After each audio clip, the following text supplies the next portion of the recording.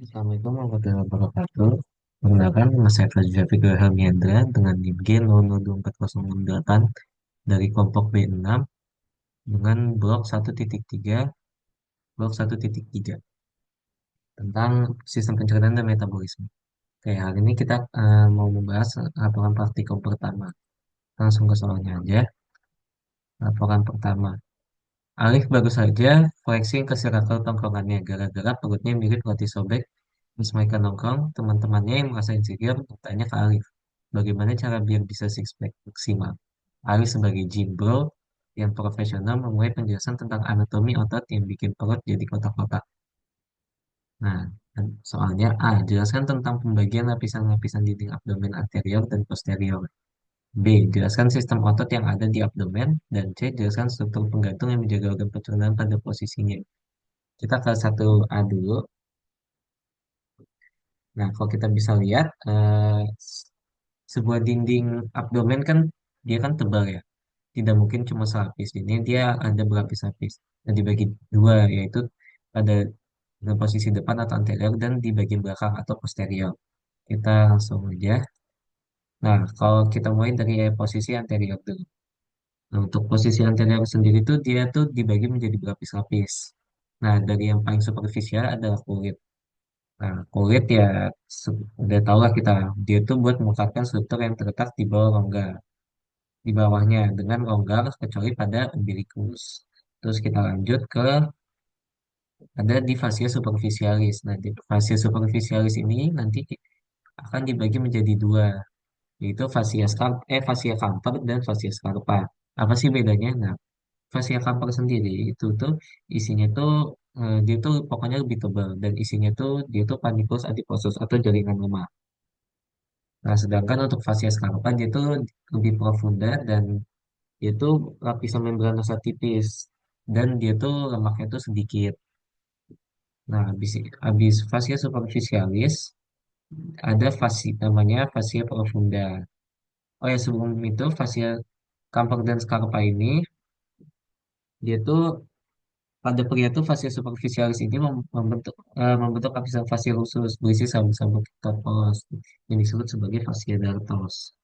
Nah, fascia scarpa itu meluas ke nanti tuh dia bakal meluas ke superficial ke skrotum, nah sebagai fascia dartos itu. Nah, nanti juga dia tuh fascia scarpa tuh bakal lanjut ke paha dan di bawah ligamentum inguinal dan bergabung dengan fascia lata. Habis itu ada fascia profunda. Nah, fascia profunda tuh dia tuh pokoknya lapisan tipis. Dia tuh susah sih terlihatnya. Nah, dia tuh lapisan tipis jaringan ikat yang menutupi muskulus dan terletak tepat di bagian dalam fascia scarpa. Dia tuh pokoknya di dalam fascia scarpanya. Nah, kita lanjut ke bagian posteriornya. Oke. Oh ya, oh belum deh. Sorry. Kita ke muskuliat aponeurosis-nya dulu. Nah, di sini setelah fascia profunda ada namanya muskulus-muskulusnya. Di sini tuh ada dibagi menjadi dua yaitu fat muscle dan vertical muscle. Yang fat muscle tuh dia tuh ada musculus obliquus externus, musculus obliquus internus, dan musculus transversus. Nah, itu tuh urut dari yang paling luar ke paling dalam. Habis itu untuk vertical muscle-nya di situ tuh ada musculus rectus abdominis sama musculus pyramidalis. Cuman musculus pyramidalis ini nggak ada di semua orang, cuma ada di 20% lah orang di dunia ini. Nah,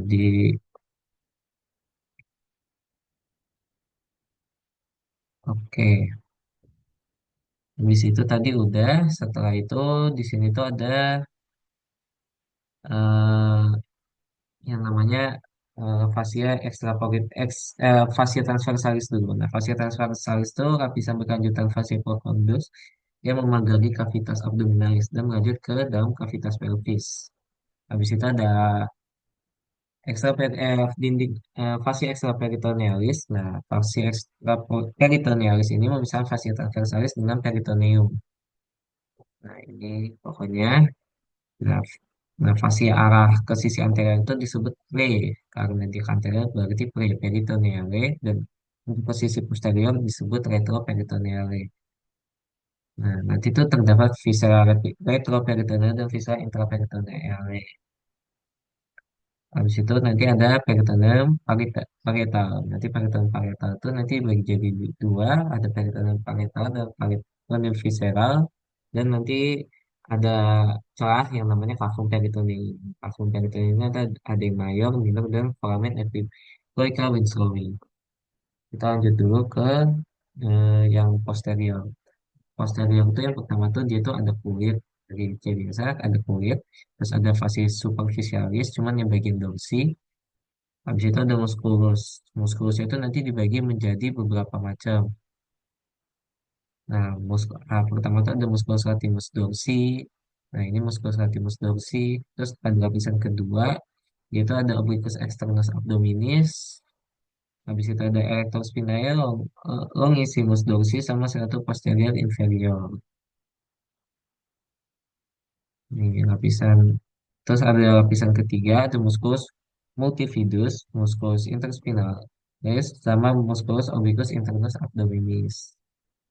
Nah, terus ada fascia extraperitonealis sama peritoneum parietal. Oke, untuk satu A itu. Nah, kita lanjut ke satu B, yaitu muskulusnya yang ada di ini. Nah, musculus aponeurosis, dia itu ada di bagian depan.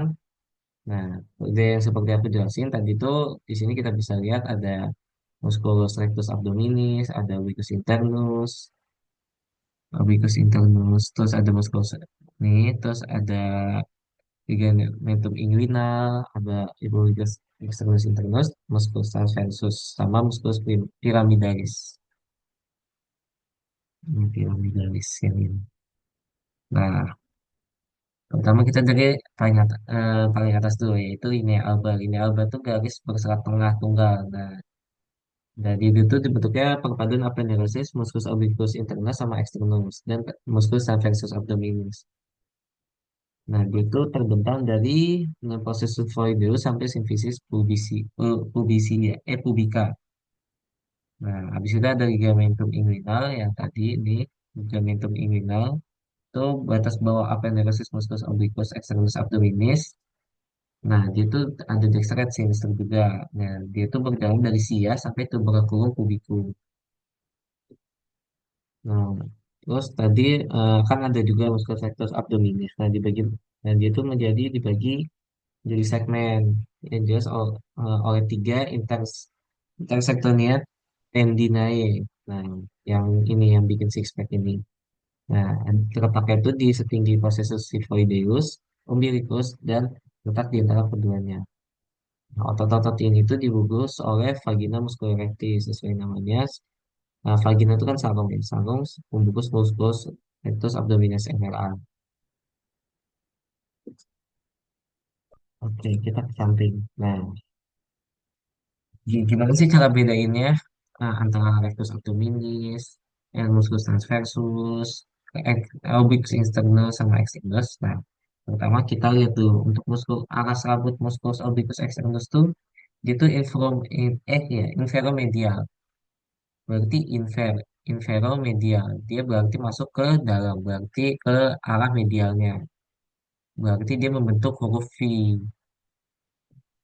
Nah, dia itu membentuk huruf V.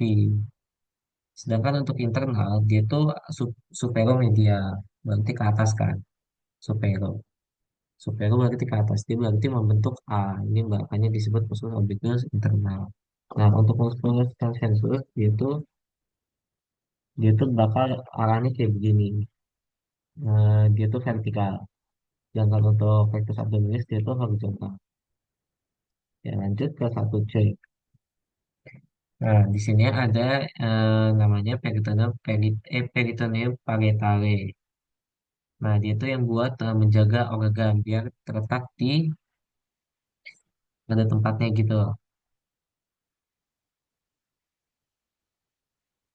Oke, habis itu kita seperti yang udah aku bilang tadi peritoneum parietal itu dia itu dibagi jadi dua.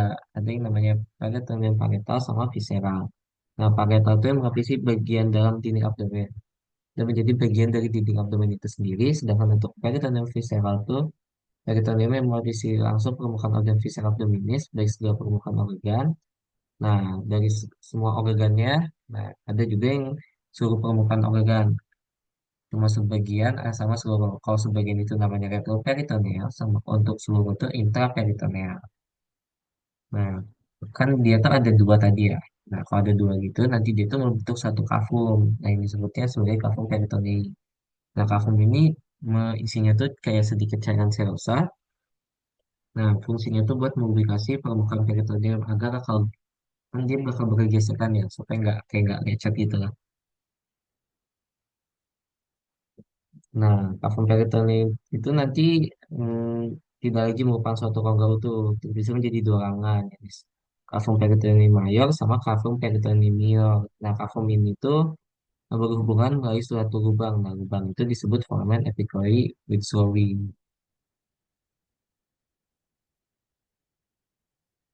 Habis itu di sini kalau kita lihat ada omentum. Omentum tuh, nah omentum tuh juga dibagi jadi dua. Ada omentum maius sama omentum minus. Nah, omentum maius ini berasalnya itu dari mesenterium dorsalis, lipatan peritoneum yang melekatkan ke megaster sama duodenum al superior. Nah, di situ tuh ada AV gastromentalis dexter dan AV gastromentalis sinister. Nah, terus ada omentum minus. Omentum minus ini dari mesenterium ventralis, lapisan peritoneum yang melekatkan ke megaster dan duodenum al superior. Nah, dia itu menuju facies inferior dari heta. Nah, omentum maius ini juga tersusun oleh suatu ligamentum. Pokoknya depannya gastro kayak ligamentum gastrosplenica, habis itu gastropolika sama ligamentum splenorenale. Nah, sedangkan untuk omentum minus tuh dia tuh disusun oleh dua ligamentum, yaitu ligamentum hepatoduodenale sama ligamentum gastrohepatica.